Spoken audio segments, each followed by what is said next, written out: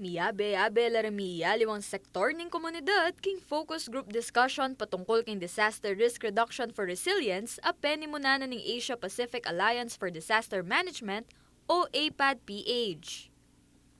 Meron pati inikan syudad San Fernando ngening Webis, February 22 at apin ning pekamumunang forum ning APAD-PH king Central Luzon. We are here to advocate disaster risk reduction and management. And how we can achieve that is building the resilience of our communities and our nation.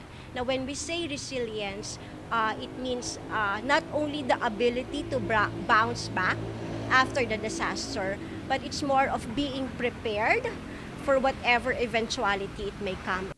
Agpang kang Executive Director na ning APAD-PH Athea Penaloza, margulyang bagay pamisopa na ning komunidad bang kanitang mabawas ng epekto darang kalamidad. Merong commitment ang mga stakeholders, they understand their roles, they understand what they can do, what they can offer. Really yung response time natin kung panahon ng emergency, this can be lessened. So yung resources can be used more efficiently, effectively. Also, during the preparation stage, mas magiging maayos ang lahat sa atin in terms ng mas nag-i-invest tayo on preparation more than on the response.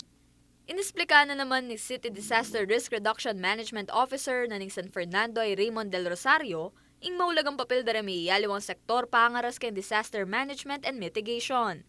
Alila mo kabud representation king DRM Council nung tuturing talang partner.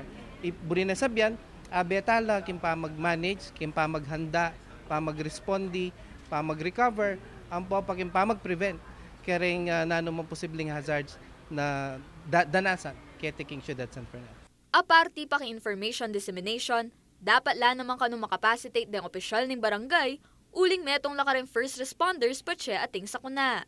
Also started to build naman itang response capability daring kaya katamong 35 barangays in the city government.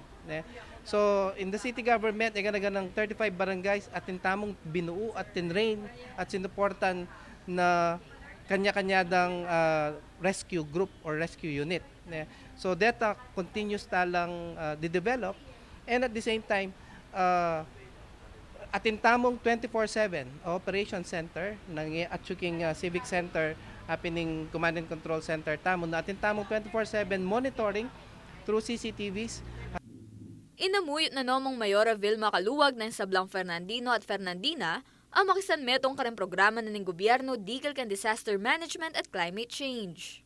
Kailangan maging aware la. Anyapin gagawan tamo yung information dissemination at mag-effort tamo talaga to the highest level kasi kailangan na aware la rin Fernandinos. Kasi aliwana kasi nga ni climate change na talaga. So kailangan balang metong kaya katamo mag-participate, balo tamo nung naning gawan tamo at kailangan mag-participate tamo nung makanano tamo alabanan in climate change. Kasi atyo talaga kayong discipline ng balang metong ataw.